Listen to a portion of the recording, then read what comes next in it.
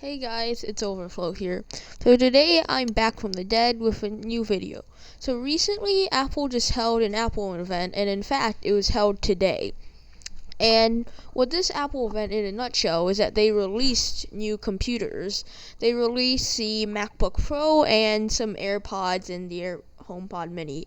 I don't really care about the HomePod Mini and the AirPods because a little bit of background is that I used to be an avid Apple user, and every single one of my devices was going to be Apple. Like I had a Mac, I had an iPhone, I had an Apple Watch, and the only thing I was lacking was like AirPods and HomePods, which I didn't care about the pods. So back then I was an avid Apple user, but now I fully transitioned straight into Linux. Right here you can see I have my customized GNOME setup. I have my own desktop PC, and no, it's not Intel, it's AMD, because screw Intel with their Go PC campaign. I'm trying to transition away from like iPhone over to Android, but I thought it would still be interesting for me just to look at these and see like their specs, because I still do have my MacBook like sitting right next to me. So these are the newest MacBooks. So right now in their advertising picture, you actually can't see the notch, but if you look at the pictures, yep, there's a notch right there, right up in the center. And if y'all don't remember, there used to be a Samsung marketing campaign where they basically had this Apple family come into a Samsung store with like notch haircuts, and this is exactly what I'm thinking of, because that's another notch on one more Apple device. And of course, on the first page, if I go back, you can see that they're trying to hide the notch by purposely not making this app full screen. Because if it was full screen, it'd be very obvious that there was a notch, because Macs don't exactly have OLED displays that are dark enough to actually hide the notch.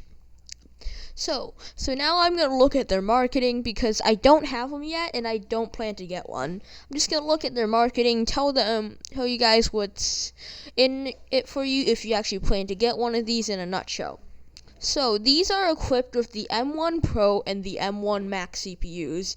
I know that sounds ridiculous, and I honestly hate Apple's naming system, but they are the M1 Pro and the M1 Max.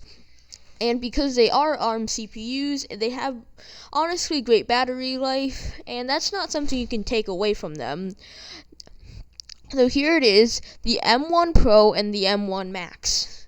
And of course, their marketing campaign says scary fast and scary faster. Probably because it's around Halloween. I'll see if it actually changes when it's not Halloween. Anyways, so the M1 Pro has a 10-core CPU with an remember you gotta look at this, up to 16-core GPU.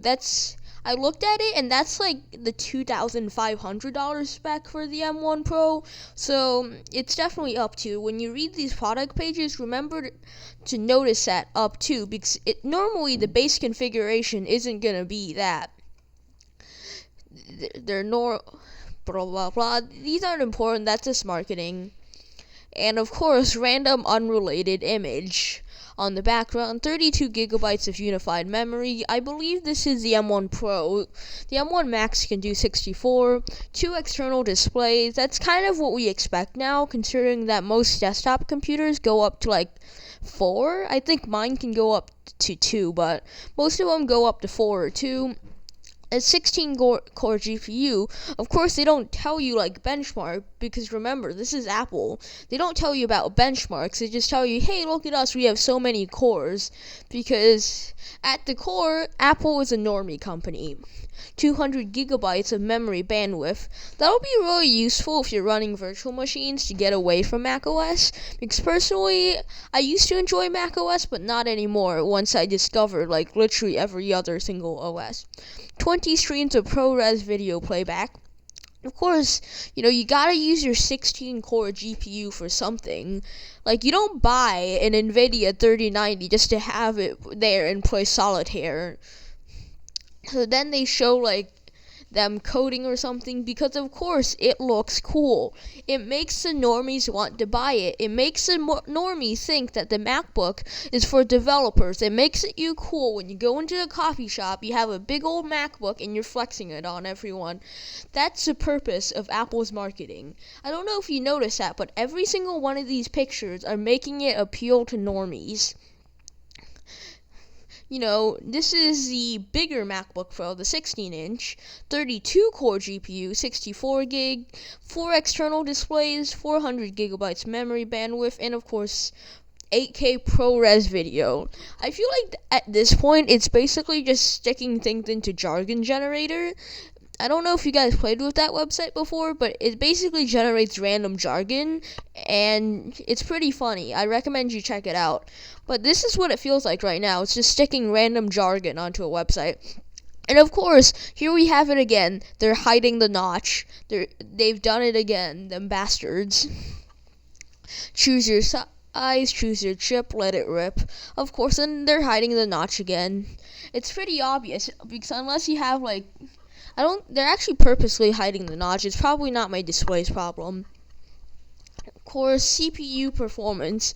And of course, they're not picking the M1 to compare it with. They're picking the quad-core i7. They're picking the i7 and the i9 because, I don't know, maybe it's not as big of a jump from M1 to M1 Pro and M1 Max. So maybe that's just a conspiracy theory. Of course, they don't tell you, hey, here's Geekbench scores or how fast it took to compile. No, it just tells you, we're 3.7 times faster than this. I don't know. There are so many quad-core Intel Core i7, they could pick one from 2016 and say that this is 3 times faster.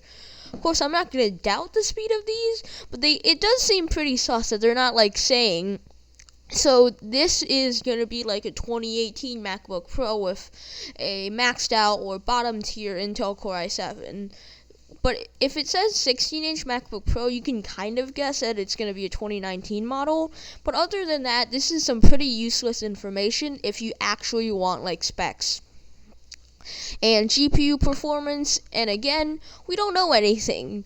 And I feel like they're kind of purposely dunking on Intel, because I used to game on the Intel Integrated Graphics, UHD, and it was an absolutely horrible experience.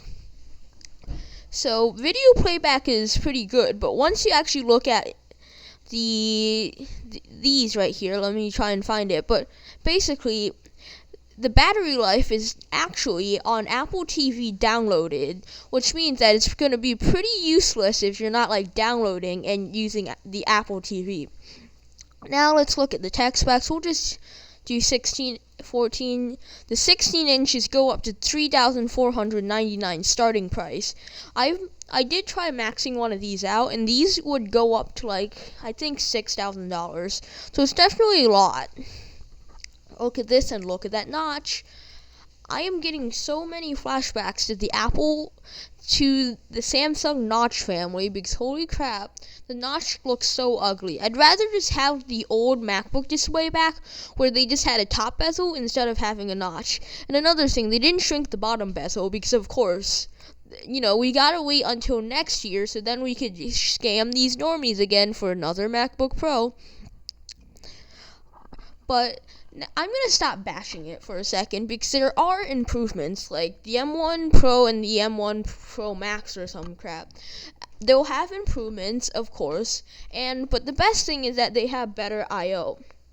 I have a 2018 MacBook Air, and it only has 2 USB-C ports. I carry around 2 dongles, and it's always docked. I have to have 2 dongles, or else my keyboard, my mouse, my extra monitor, my extra hard drive, because this thing only came with 128 gigabytes of storage, are not going to fit into 2 USB-C ports. The display is actually pretty nice, but I would rather have you turn off True Tone, because when you are editing, it makes the colors look really weird. and it goes up to 120, but you can't have it permanently at 120, which kind of sucks. It starts at 16 gigabytes of RAM, which is pretty nice, considering that 16 is starting to become base for most computers, and up to 32 or 64 gig.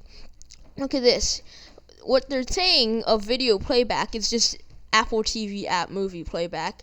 I don't know if any of you use Apple TV, but I tried it before and there's like no good TV shows. So it's kind of useless. 11 hours, wireless web. Yeah, that's probably on Safari. Most people would like install Chrome, so it wouldn't go up to there. 70 watt hour, but alright, so here it is. USB-C to MagSafe 3. So MagSafe is back, and not like the scammy iPhone one, but actual MagSafe is back. And you can still charge with USB-C, which I consider is pretty nice. 512 gig SSD. They finally upgraded from 128 being as the base. I still remember wiping my MacBook so many times because I needed to install a new program, and I just have 0 space left. It goes up to 8 terabytes, which is kind of crazy. And right here, you can look at this ports. There is a full-size SD card, a Thunderbolt 4, and HDMI. On the other side, we have MagSafe 3, 2 Thunderbolt ports, and a headphone jack. So at least the headphone jack isn't going away. Oh yeah, and look at the massive size of that trackpad, though. I always loved Apple trackpads. I kind of miss them once I switched to desktop. But I also kind of like the aesthetics of the keyboard, with it kind of popping out. I think that Apple is very much a form over function company, and sometimes it does look pretty good in the photos. And of course, macOS. It's always macOS. They are putting like Linux on these, but I think having the M1 Pro and the M1 Max is going to destroy Linux on M1's progress. And of course, the crappy apps. I always hated the music apps, because if you hit F3, the play button on any MacBook, it'd just open up music, and there was no way to stop it, and it pissed me off every time I tried to clean my keyboard. Oh yeah, and they do include an adapter for their top-end Pro MacBook, which is kind of expected. Alright, and now finally, to end off the video, I'm going to show you how expensive these MacBooks can get. So we're going to go for the top model, 16-inch. I personally like silver for my MacBooks. It starts at $3,500. This is top, crank it up to 64 gigs, 8 terabyte storage, and add Final Cut Pro because I know some people like that. And now this MacBook goes up to $6,398. For $6,000, let's bump it up to $6,500. You could buy, probably say you could get an AMD Threadripper, probably a 3090 once it goes down to like on Bitcoin, on scalper prices, and a good 2 terabytes of SSD and 8 terabytes of hard drive. So Apple is definitely ripping you off here, but then again, it is Apple. So that is it. I'll see you next time, and remember, MacBooks are for normies. Framework laptop if you actually want like a repairable laptop. Anyways, that's it for me. I'll see you in the next video. Goodbye.